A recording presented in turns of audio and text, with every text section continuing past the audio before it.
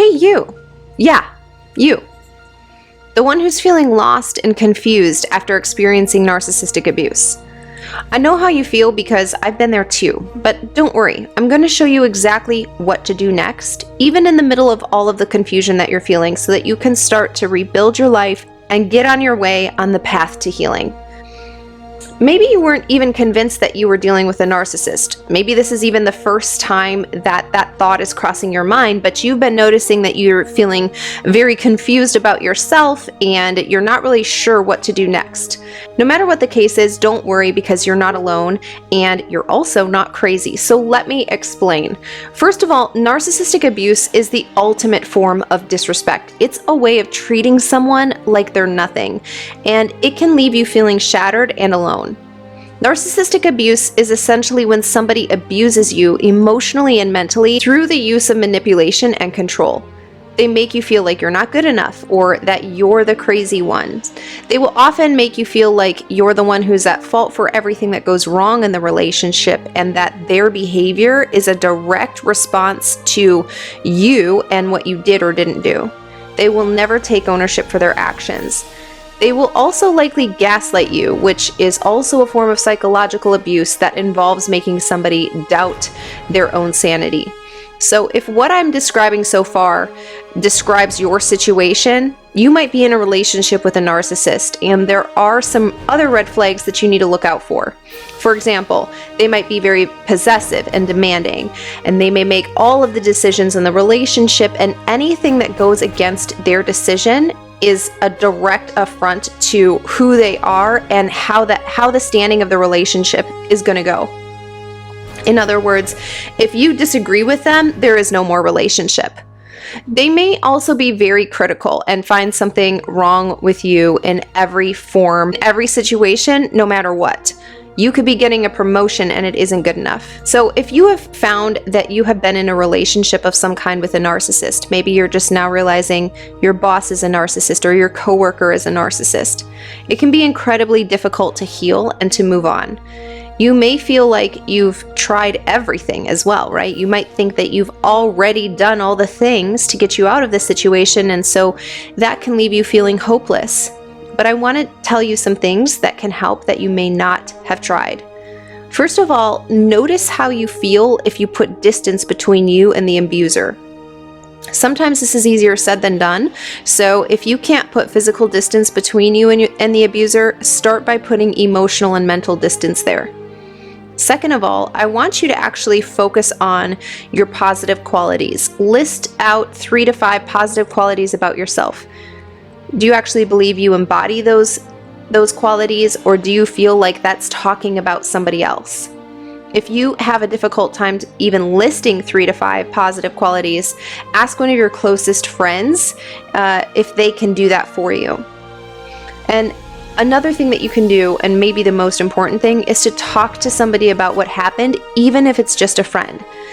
Talking to a friend about what has gone on with you can help you gain the confidence that you need in order to seek out the professional help that will ultimately help you recover, right? Your friend isn't going to be able to do that, but there is something that a friend, a listening ear, can lend to you.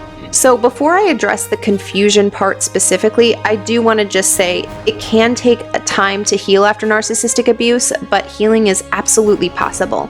And the first step is to acknowledge the pain and the journey that you have been on, and give yourself permission to grieve.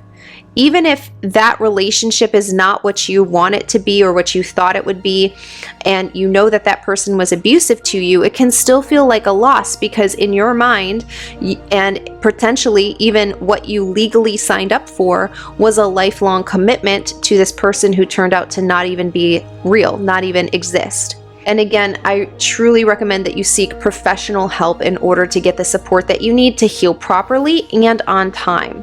So in the process of narcissistic abuse recovery, there's really 2 main stages of confusion. The first is initially when you're recognizing that what you're experiencing is truly abuse and that it's narcissistic abuse.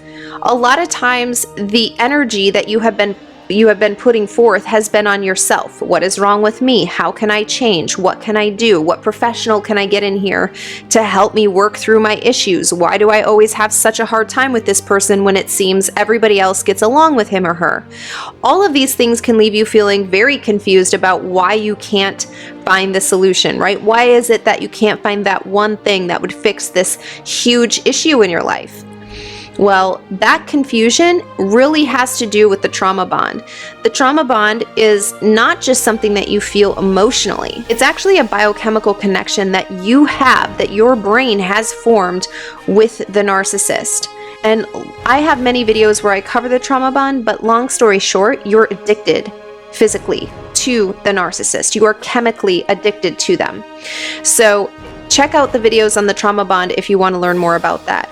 This second stage of confusion, which is really the stage that I want to focus on in this video, is I recognize this person as a narcissist, but now I'm not even sure what to do with that information. I've come to terms with the fact that everything that I've experienced up until this point is narcissistic abuse. I'm willing to say that they're a narcissist. I'm willing to move forward with my life, but I don't even know what that looks like. I don't even know who I am. I don't even know how I ended up in this situation or how I allowed the situation to continue on for so long. And if that's you, I want you to really pay attention to this video because I'm making this video specifically for you. Right now, you're feeling a lot of different things. Confusion is one, but hurt, anger, betrayal, loneliness, depression, anxiety, right? Anxiousness over what is going to happen, potentially even fear, right? These are normal. It's normal to feel all of these things after you have been manipulated and controlled by somebody that you have trusted.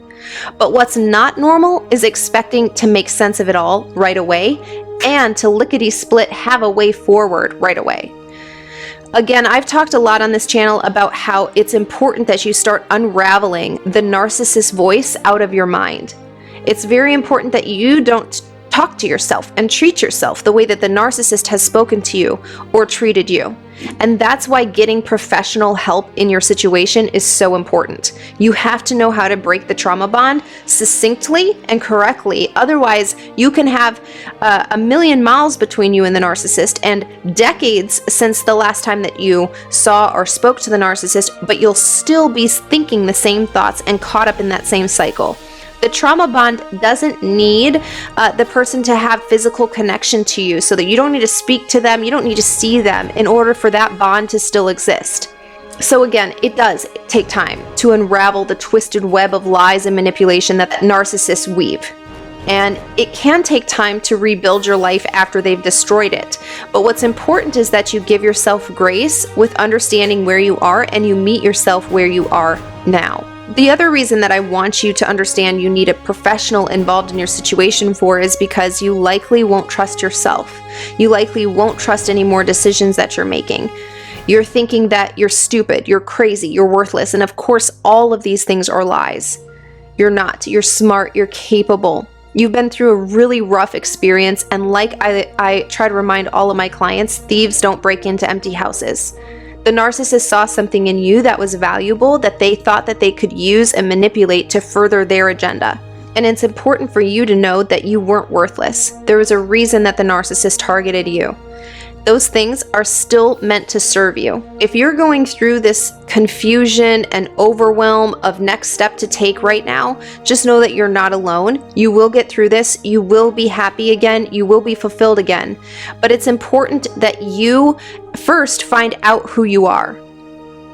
Remember, you are smart, you are strong, and you are capable of anything. There's another type of confusion that people can get left in, which is when the narcissist is religious. This is somebody who has taken something very sacred, your relationship with God, and has used it against you in order to get you to do what the narcissist wanted. Or maybe you're the person who believed that you were doing the right thing by maintaining the relationship or staying in the relationship with the narcissist, even though you knew it was abusive and you knew it was highly damaging because you thought you were honoring God by doing so. Typically, if you're in one of these situations, you're spending time looking for an outside answer. In other words, why didn't God answer your prayer to change the narcissist? Or why didn't God tell you that you should just leave the narcissist? And these questions often lead to more confusion, deeper despair, and delayed healing. So if that's you, I don't want you to take on shame or condemnation, but I do want you to understand the concept of free will. Everybody has it, and God refuses to override it. If God wanted to override free will, He would have done so when He first created humans, and we would all be perfect right now because we wouldn't even have the option to make a choice that was harmful to ourselves or to others. I also want to propose that in situations like this, you actually aren't in a place to hear God's voice. It's likely that God wants to answer your question about why He didn't do anything in your situation, but you either can't hear the answer or you're not ready to accept the answer. So take a moment and stop doing and start being. A lot of times the momentum that we have that is allowing us to stay in the trauma bond with a narcissist never has time to stop moving in the opposite direction because we keep repeating the same patterns of behavior that got us stuck in the trauma bond in the first place. So pause. Stop. Take a moment and just be. Understand that there are many options for you. And again, healing is absolutely possible. And from this place, move forward. Every month, I host at least one what I call a vision hour or a brainstorming session where I help you identify what your true goals are and how to achieve them. It's an hour long, it's free, and I encourage you to sign up.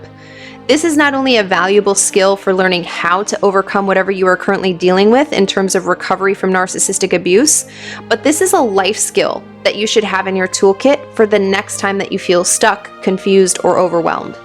So if you want to sign up for the next Vision Hour that I'm hosting, click the link below in the description of this video. And if you need help identifying right now the most common lies that people tell themselves that keep them stuck in a relationship with the narcissist, then check out this video that I made specifically for y'all.